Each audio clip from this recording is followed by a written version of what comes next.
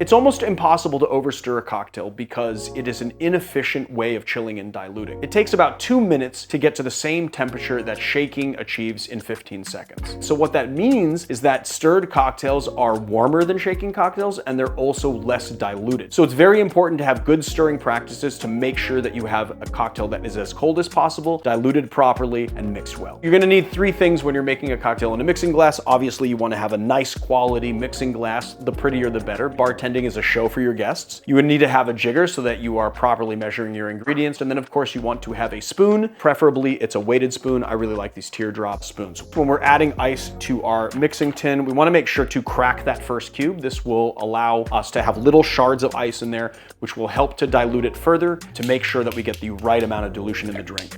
You want to add in a very good amount of ice. When we're getting ready to stir, we want to put the spoon all the way to the bottom, and we want to make sure to rotate it around the outside of the glass. So you don't want to be doing this kind of a thing, really just a flick of the wrist. I like to hold the spoon with just your wrist and your fingers. Around the 30-40 second mark is good. Just keep that as a guide. You could go even as far as 60 or even 75 seconds. You can also look for visual cues like the frosting of the outside of the glass. You want to make sure that your glassware is as cold as possible because there's no ice to chill it while you're drinking. And then you want to strain, garnish, and enjoy.